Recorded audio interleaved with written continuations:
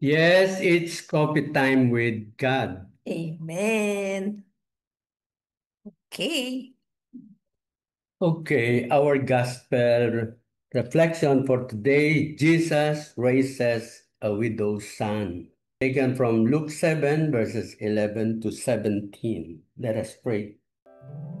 Come, Holy Spirit, I need you. Come, Holy Spirit, I pray.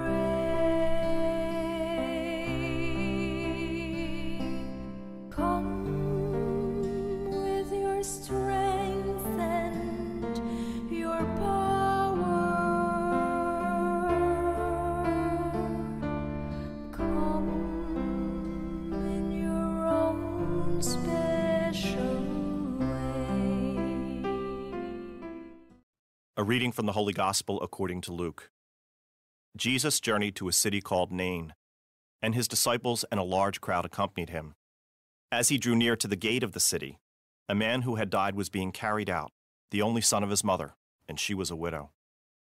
A large crowd from the city was with her. When the Lord saw her, he was moved with pity for her and said to her, "Do not weep." He stepped forward and touched the coffin. At this the bearers halted, and he said, "Young man, I tell you, arise." The dead man sat up and began to speak, and Jesus gave him to his mother.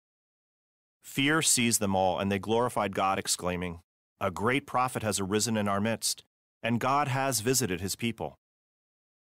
This report about him spread through the whole of Judea and in all the surrounding region. The Gospel of the Lord. To Praise you, you, Lord. Lord Jesus Christ. Sa akin dito, no, yung the only son of his mother and she was a widow. Kasi yung miracle dito is given na yan, no? Talagang nag-miracle. Talagang nakakamangha talaga na napabuhay ni Jesus yung patay. Talagang number one na mapapansin mo dito. Pero ang na-touch ako kasi parang yung napili ni Lord na tulungan yung widow. Tapos only son. So parang pinapakita talaga ni Lord na hindi siya namimili no ng tutulungan. Parang alam niya kung sino yung tutulungan talaga niya. Kasi pag sinabing widow, 'di ba? Yan talaga yung hirap sa buhay kasi mag-isa siya. Tapos isa lang yung anak niya, pag nawalan ka na anak, ganun kasakit. So talagang pag binigyan siya ng miracle ni God, ganun na lang talaga yung tuwa niya. Yun yung ko na parang yung mindset ni Jesus sa paggawa ng miracle. Hindi lang basta gumagawa ng miracle. Meron talagang a purpose behind it na mas malalim pa. Amen. Um, so yung napili mo, only son of the mother, and she was a widow. Yeah. Ito talaga nung time na yung widow, parang talagang, sabi nga nung nagpaliwanag niyan, parang talagang the end of her future. Kasi noon talagang hindi raw pinapansin ang mga widow, walang tumatanggap para magtrabaho sila. Kaya pagka nawala yung lalaki sa kanilang pamilya, yung naiwan na babae, yun ang pinakakawalan. So, doon pinakikita natin, Panginoon, kung paano siya nag-aalaga or kung paano niya binibigyan ng parang kalinga yung mga helpless. The widow is also considered helpless at their time. Ako naman, yung sinabi niya dun sa widow, do not quit. And every time na siya ay mayroong mga binabanggit na gano'n, it is an expression of yung awa. Siya, pagka nagkaroon siya ng awa sa tao, ay may action talaga agad ang ating Panginoon. Sa either pinagagalingan sakit, yung pilay nakakalakad, yung bingi nakakarinig, yung bulag nakakakita, yung patay nabubuhay. Yan yung mga pinakita, yung power ng ating Panginoon And nangyayari yon normally pagka meron siyang nakikitang very helpless, yung nasa sitwasyon na parang wala nang makakatulong sa kanya. So it needs yung kanyang gagamitin na yung supernatural power niya so that our Lord Jesus will be able to help. Ganon din siguro sa atin pagka nakita ko. Pero yun yung ating, etong sa gospel na ito, pinakita yung katangian ng ating Panginoon. Yung kanyang power has been very parang visible. Talagang kitang-kita pagka nandun sa sitwasyon na talagang kawawang-kawawa and helpless yung tao. Yan. Okay, so sabi dito, do not weep. So parang ang sinasabi mo dito yung character ni Jesus, di ba? Na pag naawa siya, talagang may ginagawa siya. Hindi pares tayo na mga ordinaryong tao na magsasalita lang pero wala lang. Pero si Jesus talagang madali siyang maawa. Yan. Kaya naman siya words in action. Mm. Kaya sinabi niya yon.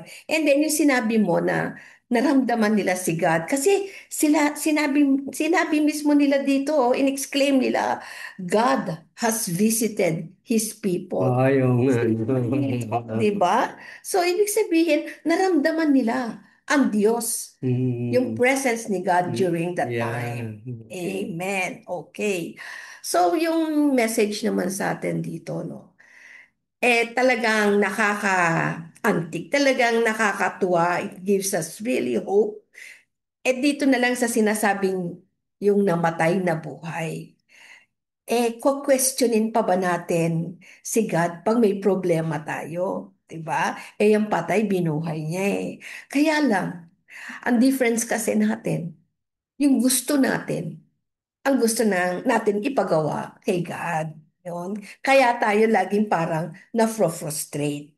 Kaya kung tayo pares nung dito na wala, hindi naman niya pinipit, Lord, buhayin mo. Hindi eh. Siguro nagdadasal lang siya, no?